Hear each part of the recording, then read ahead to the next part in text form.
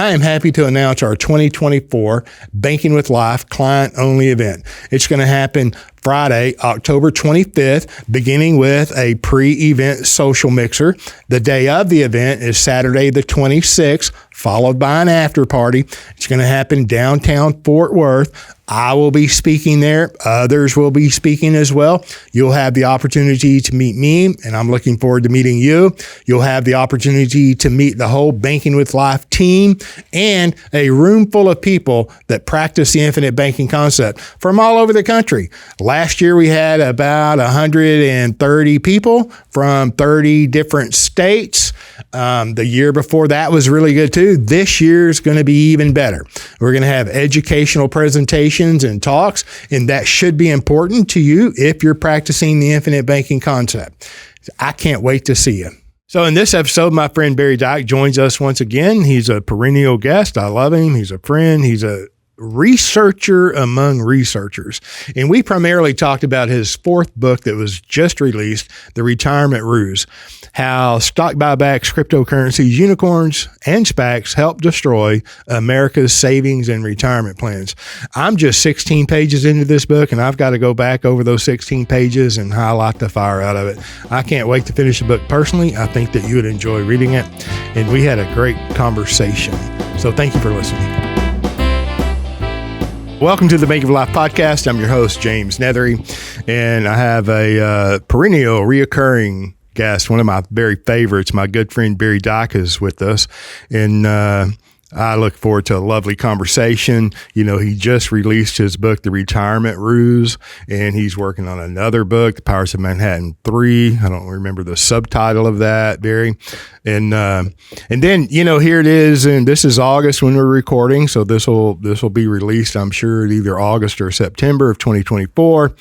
And then we're going to have the Banking with Life team. We're going to have a live client event in October 2024, and my good friend Barry Dyke is going to be a speaker there, and he's going to maybe talk about it. He's going to talk about whatever he wants to talk about, in fact. So, Barry, thank you again for coming on. It's always, you know, it's just my pleasure to have you, see, sir, and even to know you and be friends with you. So, thank you.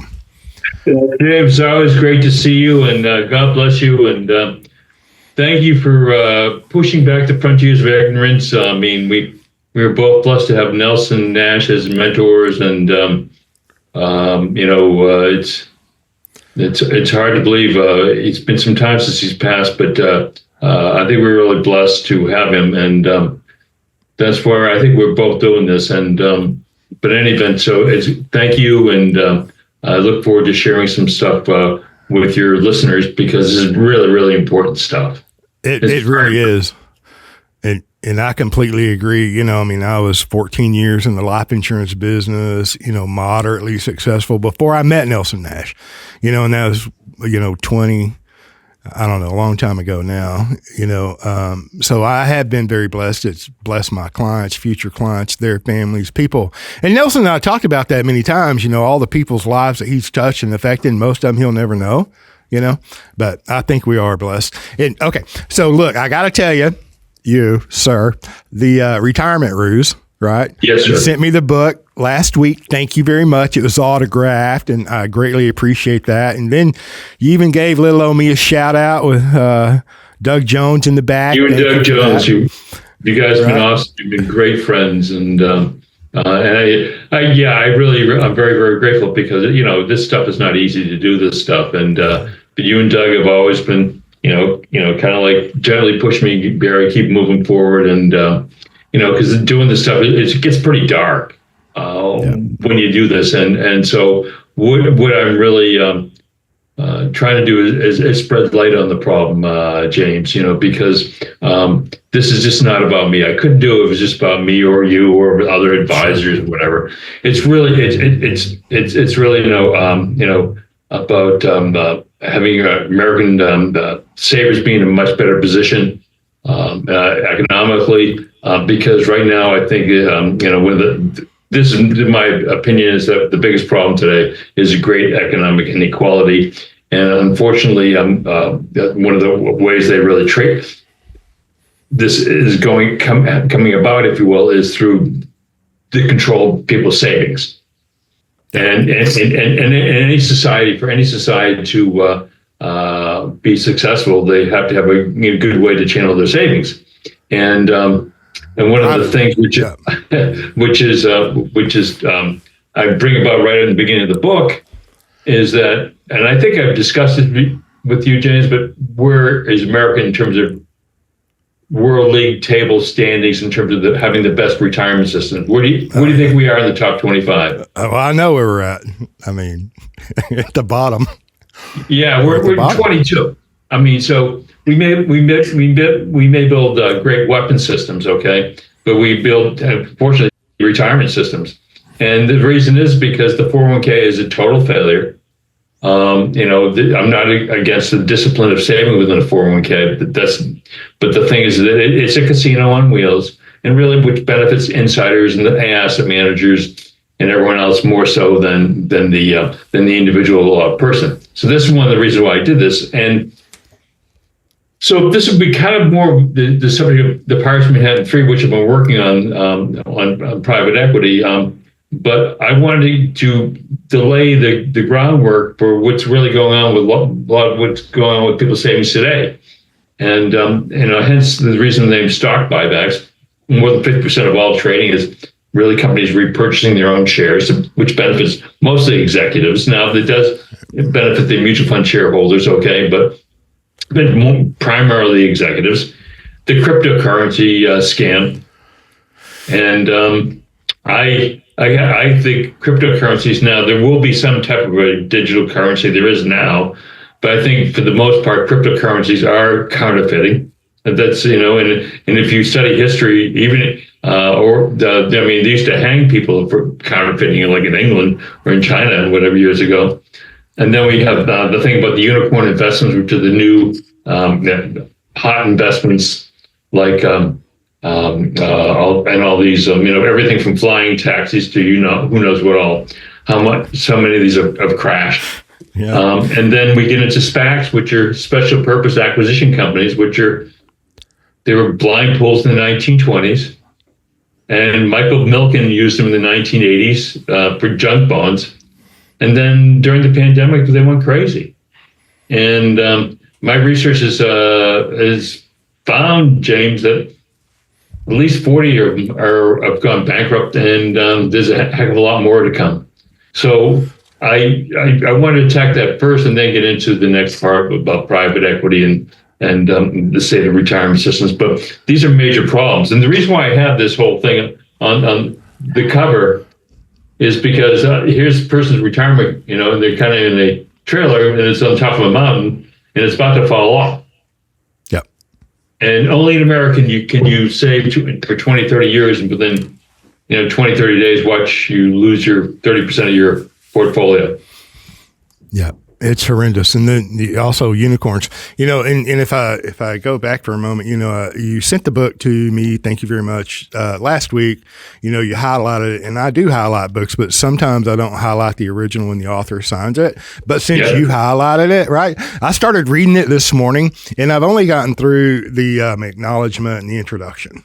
Okay. Yeah. And then I come in this morning and I'm looking for my highlighter, right? So I don't normally highlight the original, right, that the author autographed, but since you did, it gives me permission to go in there and highlight. And so, and I'm only like 16 or 17 pages into it, Barry, right? And I've been in the financial industry for over 33 years. I'm aware of an awful lot of what goes on. Of course, no one does the research like you do. And so this is, I'm so excited about it.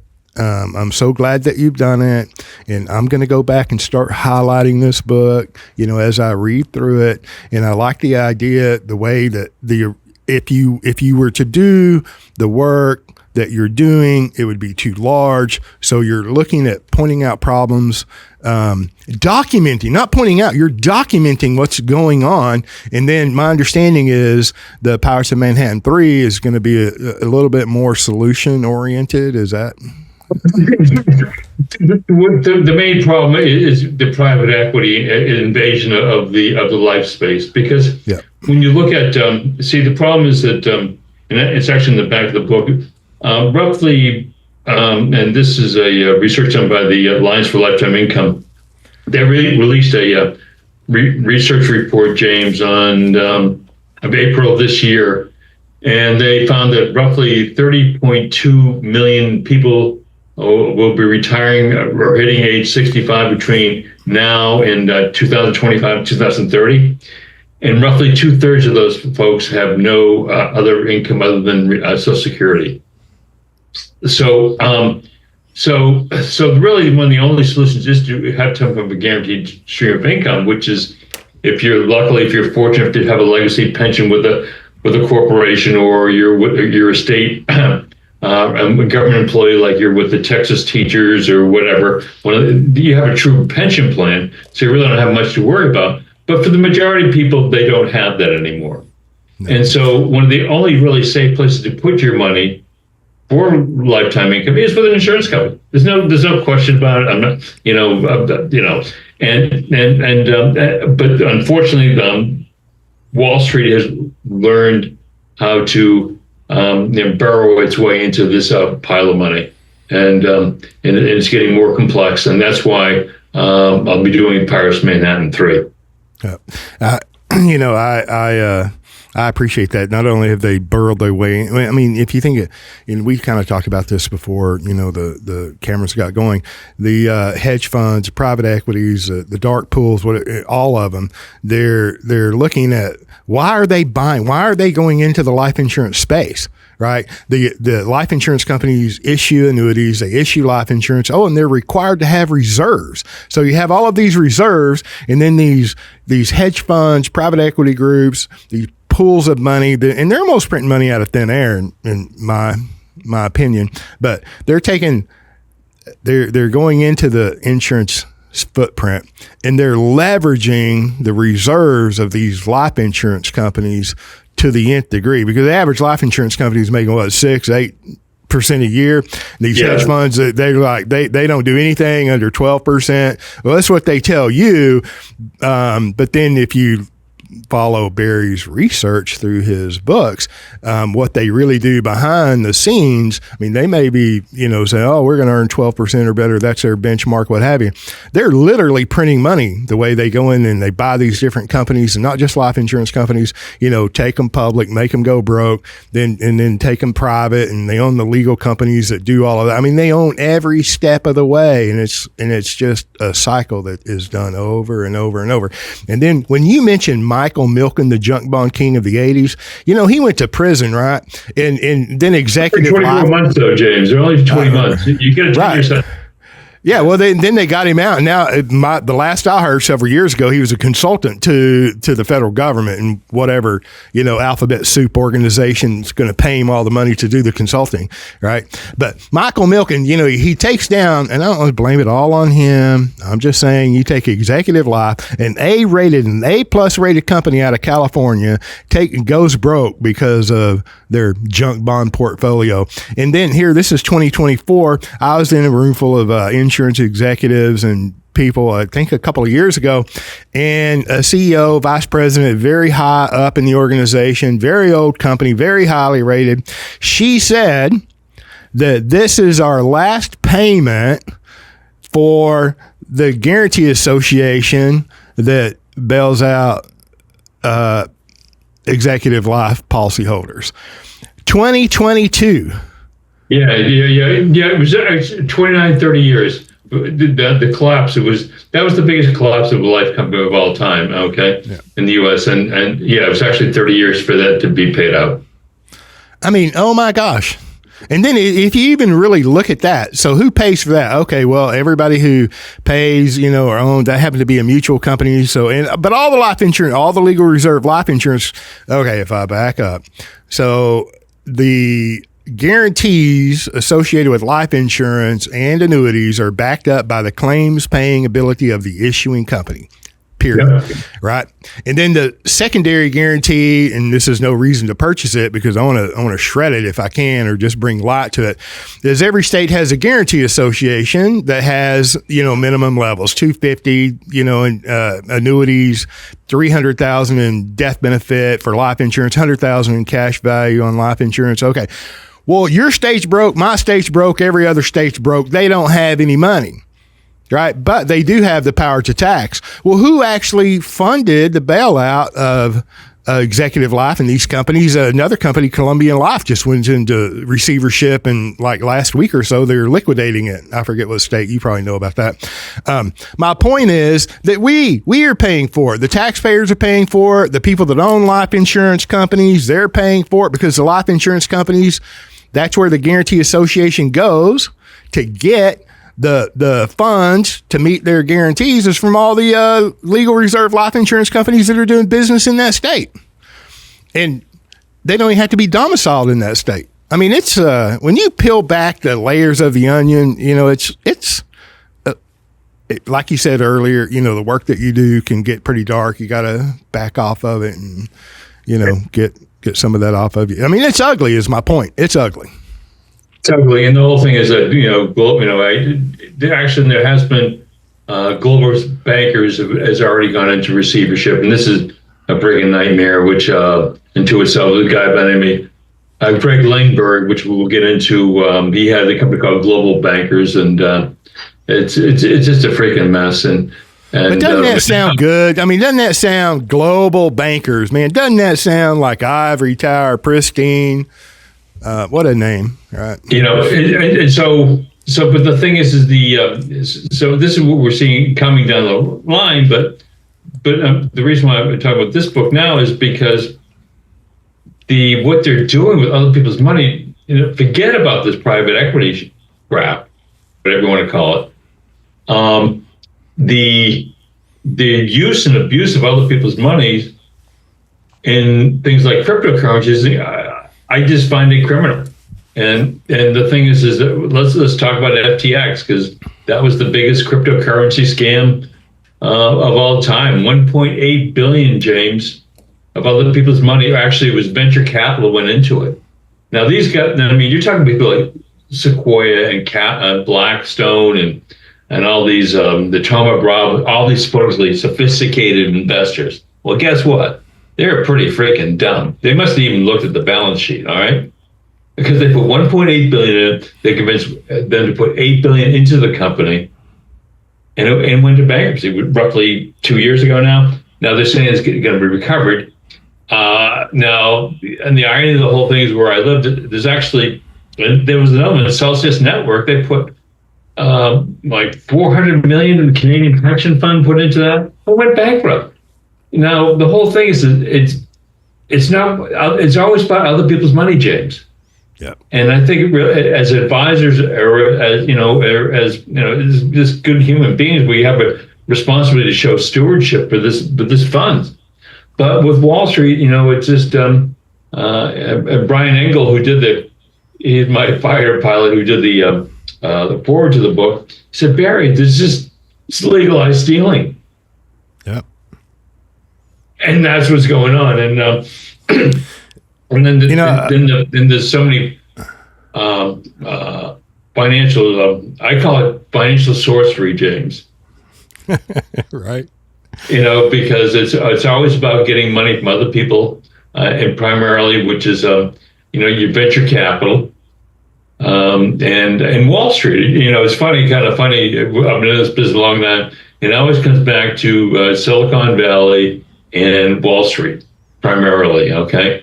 And they're supposedly smarter than everyone else. Well, guess what? They're not so smart. But they control the funds. And so you see a lot of people like Sequoia or these mutual fund companies, they're making very, very stupid decisions with other people's money, but it's not their money.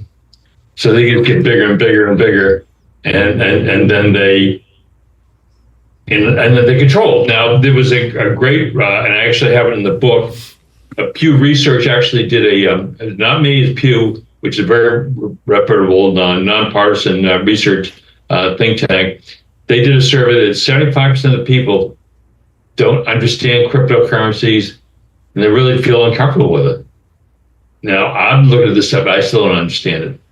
But what do? They rammed it down everyone's throat on January 24th this year. Bitcoin could appear to be into ETFs and that type of thing. And this is primarily pushed through by people like BlackRock and Fidelity. Yeah, I mean, there's so much there. I think that Brian, in his forward, he mentioned, among other threats, FOMO, right? Fear of missing out. And I think that that's a real thing. I talk about FOMO very regularly because I see it. I experience it. I've had it. But you look at things like cryptocurrency, and I own some, and I get it. I wish everything was decentralized and there was small, limited, no. Yeah, it makes sense. Preferably. Yeah. But I believe that at the end of that road is total control, right? Total control. And the population around the world is going to demand digital currency. I think it's part of the psyop of it. That's just one aspect of cryptocurrencies, but I believe ultimately it's part of a psychological operation. We're going to demand digital currency. Then they're going to be able to control everything you do, everywhere you go. I mean, look at China. I personally believe China is, part of the alpha testing, in the lockdowns. And I'm not trying to be conspiratorial. I'm an optimist. I believe there are still things that we can do at the you and me level, which is exactly what you do on a daily basis, whether you write about it or deal with your clients. It's what I do on a daily basis. I mean, there are things that we can do, but ultimately I see these things coming. And then two, I've said this for years, that just the way the governments have taken over the healthcare system, right? They're going to do the same thing with the financial system. I mean, and I get it. It's all a big, the alchemy of, finance in America or the world. I call it an incestuous cesspool, where all of these, the military industrial complex, the data complex, the financial, big pharma, all of them, it's just an incestuous cesspool, and they're not going to let somebody make more money than themselves. So my point being is, it's a matter of time, before the governments take over the financial system, and before that happens, we have the ability to do something about it at the you and me level, right? Personally, financially. And so this is why, I really applaud what you're doing, James, because if it wasn't for guys like you getting the truth out there to people, well, thank God, they haven't clamped down the internet yet, although, even you mean to the extent in which they really want to? I've been pushed back on the stuff, like my YouTube stuff, whatever. They won't let it go very far. But so there's always hope, and there's always I'm a God guy, so I always believe in God, and there's always hope. But I think really people have to I think people really need to take control and be responsible, and they have to stop acting like battered spouses. And this is what is happening right now with the 401ks and so forth, is that people believe that everything's going to be okay. Well, it's not okay, and they do have to understand what's going on. And luckily, both you and I have been blessed by great mentors. Nelson Nash was one, and another one, Bob Castellone, was a good friend and still is, who actually showed me the mathematics and the mechanics behind a 401k don't work. But you're not going to hear this really from the very wealthy, because the really wealthy, a 401k is a joke, if you will. Yeah. I agree. I like I don't like the battered wife syndrome, but the analogy, I call it the Stockholm syndrome. Yeah, I call it the Stockholm syndrome. That's where I get very deeply into the next book. And that's, and believe it or not, the data which I have actually from Vanguard and Fidelity actually supports the whole Stockholm syndrome. So even in periods of tremendous market turmoil, James, like it's people are over 90% of the population is deer in the headlights. They do nothing really to look out for the long-term income. But if you look at a country like the Netherlands or Finland or the other countries that have really much better, far superior retirement system than we do, there's actually guardrails and seatbelts to protect people from themselves. Only in America can you just gamble away, cryptos. I mean, Fidelity is in 2021 or 22. I think it's 21. They actually allow Bitcoin and other cryptos to be into all their retirement plans, which is, to me, is freaking insane. Yeah, This is what's going on. The ETFs, I think they're all available now. Crypto, Bitcoin, crypto ETFs. Yeah, and then too. And I'm not completely up to date on the timing, but there's been a big push over the last 18 to 24 months to, when you talk about guaranteed income, there's only one financial product that delivers that. Period. One. That's a guaranteed annuity. Period. Now, can you get income for life on other things and what have you? Yes, you can, but it's not guaranteed. Not like the annuity. But now previously, annuities in the U.S. have not been allowed to be part of a 401k. Yeah. Right. I wonder why. You talk about guardrails on some of the Scandinavian companies. They have, those guardrails guardrails have to be some kind of a component of a guaranteed income, I would think. Yeah, well, matter of fact, in the Netherlands, you have to convert your ticket retirement system and convert it into an annuity. And actually, in 2023, the Netherlands was rated #1 overall. So yeah, so they get it, and because the purpose of retirement income, James, retirement income plan is retirement income. Yep. Hello. Let's keep it really simple, folks. Let's dumb it down. When you say retirement income, we're talking about retirement income plan. Hey, would you agree? I mean, IRA, individual retirement. It's actually individual retirement annuity, which originally came out with. But so the whole thing is that retirement income is produced retirement income. But in Wall Street, no, with 401k, let's trade, let's gamble, some more, let's gamble more. And let's get screwed by payment for order flow, which I get into in this book, which I go through the whole Robinhood scam, how they make their money. You know how Robinhood makes their money, James? No. They don't make it investing. They make it a payment for order flow, which is essentially front run people's money, and they channel it through a hedge fund like Citadel, and then they get a teeny little spread. But when you're processing a gazillion orders, this money, so they were getting like $800-900 million a year, really making money on essentially a spread or annuity on payment for order flow, not making money investing. And this is a major component of a lot of these companies. So a lot of this stuff is they're not making money honestly in investing. It's a front running, or it's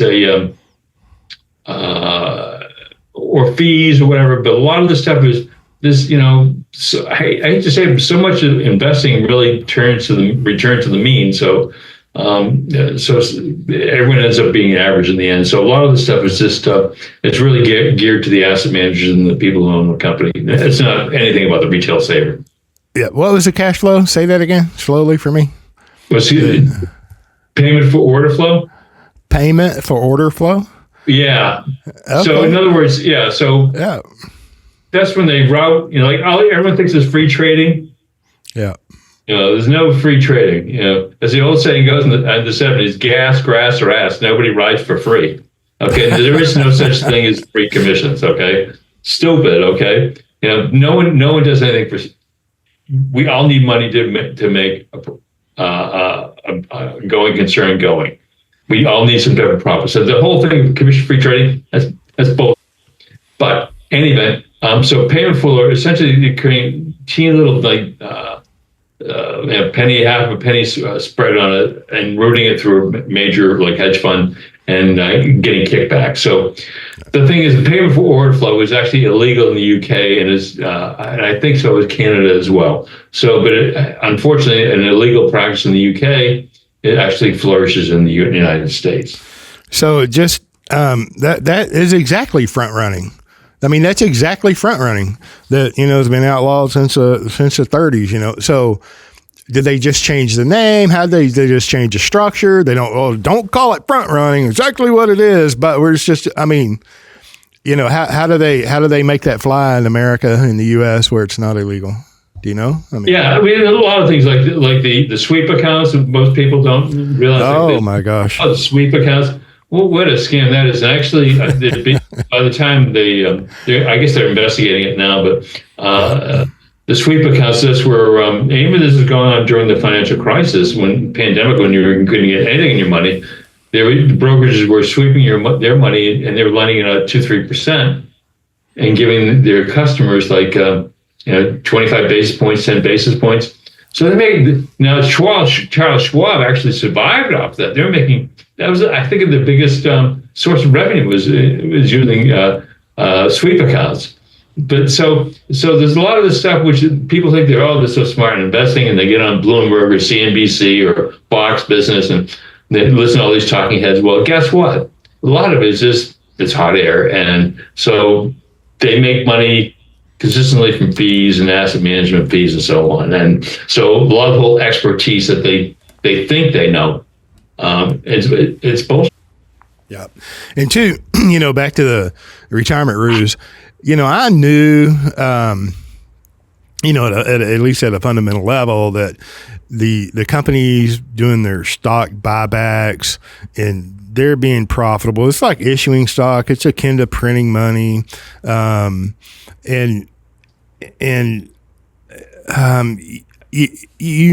a certain amount of that goes on, right? But 50% of the rise in the market during that time period, I think you touched on it. Yeah, it is 50%. And let me just for the reader, it's stupid. I mean, it's just examples in this. I give a great example: Lehman Brothers, which is the largest corporate bankruptcy of all time.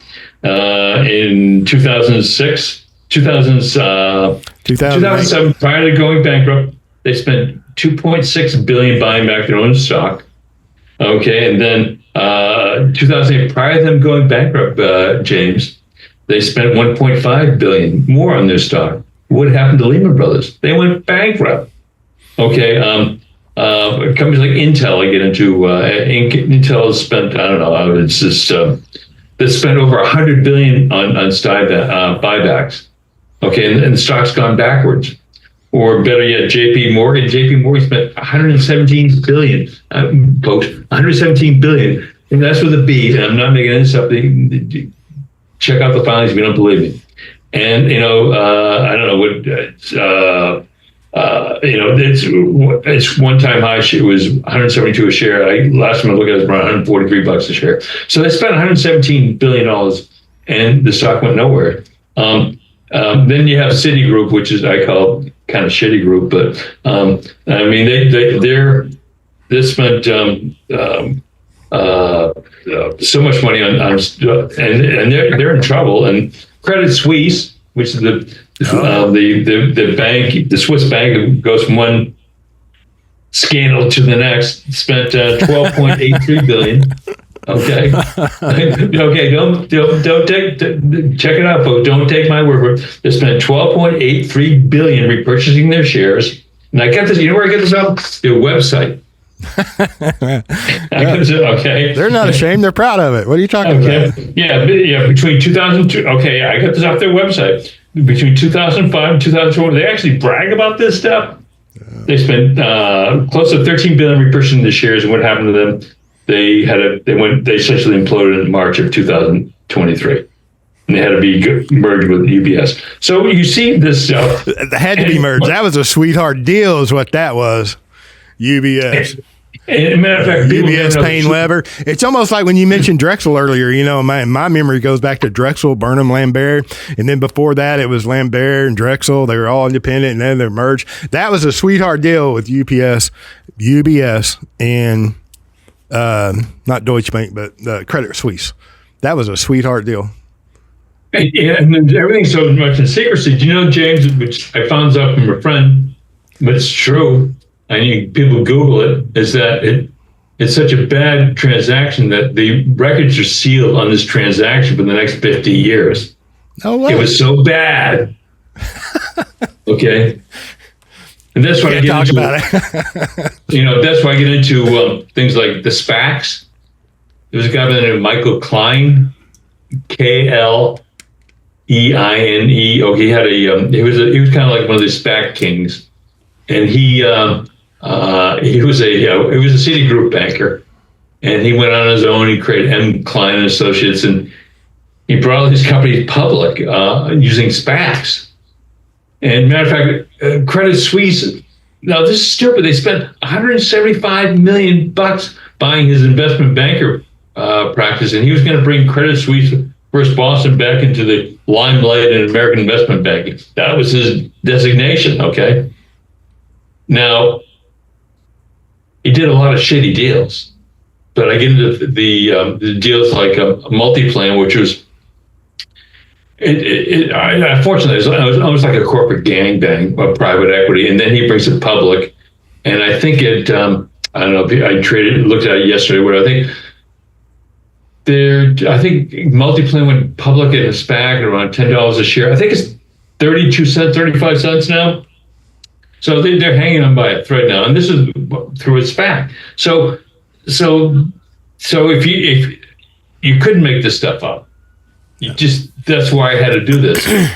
That reminds me of Lehman Brothers, or forced out. That was a push out, in my opinion. They're bailing everybody else out, but not Lehman Brothers. It's like the pack turns on itself kind of a situation.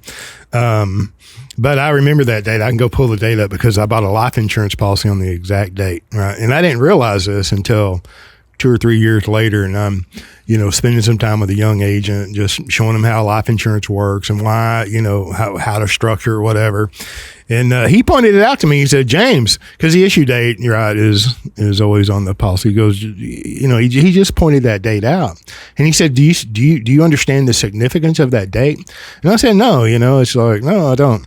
And it was the date that that Lehman Brothers went broke. And so it gave us an opportunity. And so that was looking back, right, at the time. And so you look at Lehman Brothers, what happened at the date. Of course, that's a terrible date for them, right? And then compared to a life insurance policy issued on that date, which would you rather have? It's in my mind, I know what I'd rather have. I'm just saying I remember the date. I can go pull the date that Lehman Brothers went out. And then if I go back to Citi, you mentioned Citigroup in your terminology for them. Citigroup, right? They own Citibank, right? And if I recall, and correct me if I'm wrong, they purchased Prime America, who purchased A.O. Williams. So the old buy term and invest the difference. And I'm not slamming on that. Any of the entities or individuals. It's the concept that I learned in my experience over 33 years, because I started my career 33 years ago buying term and investing the difference. I bought that hook, line, and sinker. So, you fast forward 33 years, but early on, I'm like, no, that's not the solution. My point here is Citigroup owns Citibank, owns Prime America bought A.O. Williams. So they're telling all of their consumers to buy term and invest the difference. But wait, how much whole life, guaranteed, permanent life engine? They don't buy IULs and they don't buy VULs. I don't care what anybody says on social media. They won't let it. I wonder why. Because of the guarantees. So they buy whole life insurance. And so how many billions of dollars do they own, Citigroup, in whole life insurance, while they're telling their clients and their customers to buy term and invest the difference? It's almost, do what I say, not what I do, across the board in this financial paradigm that we live in today. Okay, so we went a little long in this episode, so we're going to pick it up from here in part 2 next week. Thank you for listening.